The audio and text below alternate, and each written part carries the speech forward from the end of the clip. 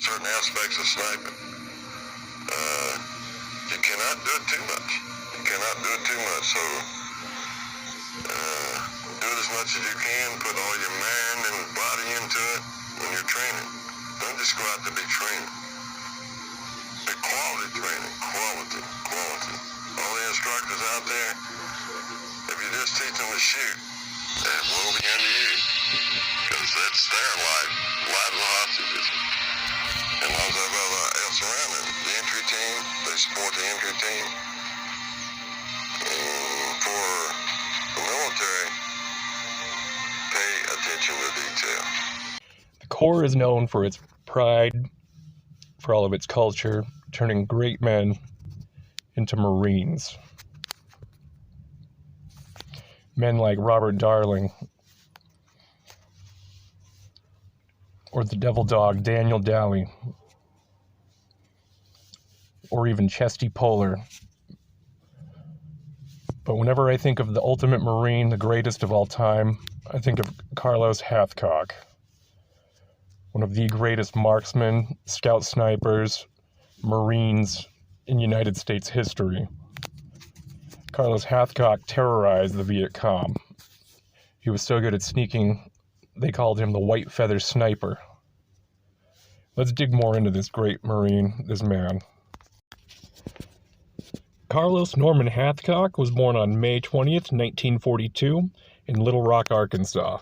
His father, Norman Hathcock Sr., was a veteran of both World War I and World War II. His father had brought back a Mauser rifle, which Norman had learned to hunt with as a kid. He learned to hunt out of necessity to feed his family in poverty. He lived with his grandparents for 12 years when his parents separated.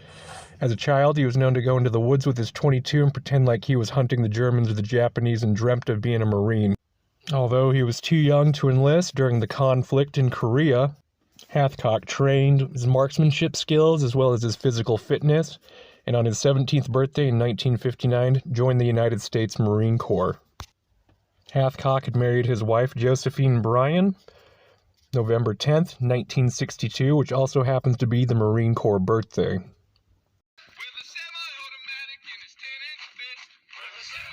And as a rite of passage, off to Paris, not just a place for boot camp, but a place where they take boys and men and make Marines, where they learn that every Marine is a rifleman.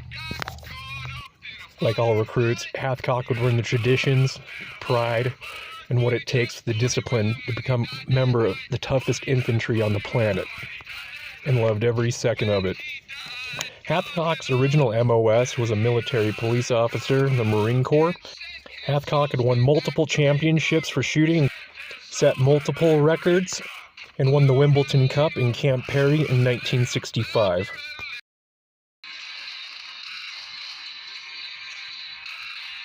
During the Vietnam conflict, President Kennedy in 1960 had sent 16,300 military advisors to aid the Army of the Republic of Vietnam, which proved to be a failure. In 1963, Lyndon B. Johnson succeeded JFK due to his assassination.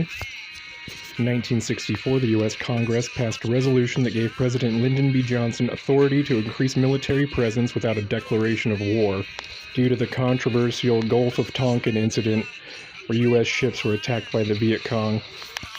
Lyndon B. Johnson began bombing campaigns and had increased deployments to 184,000 troops by the end of 1965 and up to 536,000 by the end of 1968.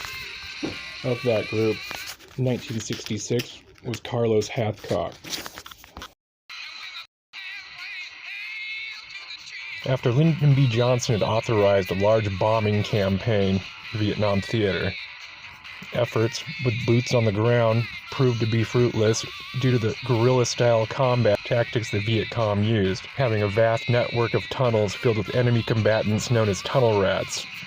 Many of the Viet Cong wearing civilian attire, making it difficult for the United States Marines to know who the enemy was, in use of crude but effective booby traps. The Marine Corps had decided that they needed marksmanship and scout sniper added to their platoon element.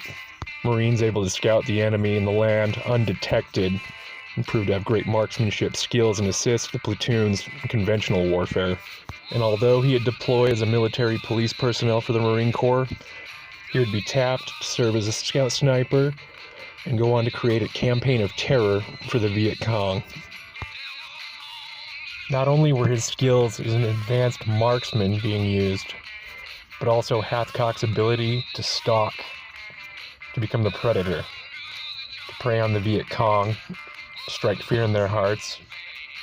Hathcock was using their own guerrilla tactics against them, scouting out and finding safe routes to avoid landmines, quietly reporting back, saving Marines' lives, being a ghost in the shadows, making it possible for conventional forces to use the roads without fear or concern of landmines. The Viet Cong were in so much fear of him, multiple of their officers captured. They even put a bounty out on his head. They called him the White Feather, due to a white feather he always kept in his cap. Hathcock was a marksman with any weapon he touched. One notable kill was with his M2 Browning 50 caliber machine gun. With the size, power, and the velocity of the 50 caliber BMG round, Hathcock used it for more than just a defensive round protecting Firebase 55. He would go on to set a world record for the longest shot after mounting a telescope to the top of his M2 Browning. Nearing the end of his combat deployment, he had taken a shot 2,500 yards, which is approximately 1.4 miles. This record wasn't beat until Rob Furlong, Canadian sniper, in 2002, with the same round 50 caliber BMG set by Hathcock.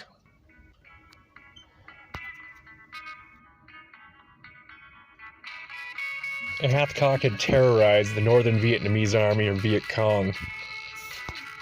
With the nickname the White Feather they gave him, the fear of the name alone was just enough for legendary tales. Hathcock had this ability of patience, skill, able to go long distances without being detected. He had over 93 confirmed kills with his M70 rifle, 30-06 caliber. According to Hathcock, he said he probably had closer to 300 to 400 kills, but they were unconfirmed, due to the fact you had to have your spotter and a third party to verify each shot. There was a Viet Cong sniper nicknamed the Cobra, from which Hathcock was in a shooting match with, saw the reflection of his scope, and shot him right through the scope through the head. He attempted to keep this, take back to the United States, however, somebody had taken it from the armory when he did so. One of the best stories of Hathcock sniping, towards the end of his first tour in '67, he was given an assignment a few days before he was to leave country. There was a high-ranking Viet Cong general close to Firebase 55. Hathcock had crawled 1,500 yards and ran into a bamboo viper. Luckily, it didn't bite him. Hathcock crawled. It took 2 more days to get there, lined up, took his shot, hit the target, got back down, and crawled all the way back to Hill 55. Hell of a way to end a deployment.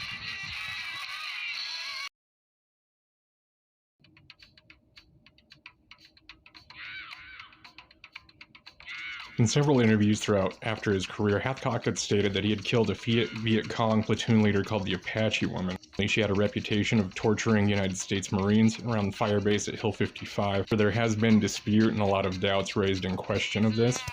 Hathcock had returned to Vietnam in 1969, where he actually took command of a platoon of snipers. On September 16, 1969, Hathcock's career as the sniper in Vietnam suddenly came to an end. The LVTP-5 he was riding in was struck with some anti-tank mines. Hathcock ended up pulling 7 Marines from the fire-engulfed vehicle, suffering severe burns, even including third-degree burns to his face, arms, and legs, before someone had pulled him away and placed him in water because he was unaware of how badly he had been burnt. Recovering, Hathcock received a Purple Heart. 30 years later, he had actually received a Silver Star for this action. After returning to active duty, Hathcock helped develop and establish the Marine Corps Scout Sniper School at the Marine Base in Quantico, Virginia. Due to the extreme injuries he suffered in Vietnam, he was in nearly too constant pain but continued to dedicate himself to teaching snipers. In 1975, his health began to deteriorate as he was diagnosed with multiple sclerosis. He stayed in the Marine Corps, but his health continued to decline. Just 55 days short of a 20-year career that would have made him eligible for regular retirement pay, he received a permanent disability separation, being medically discharged. He received 100% disability pay. He would have only got 50% of his final pay grade had he retired after 20 years. Hathcock had fallen into a state of depression. To combat that depression, he began training snipers through police forces, military units, and even SEAL Team 6. February 22nd, 1999, Hathcock died at the age 56, resulting from complications of multiple sclerosis.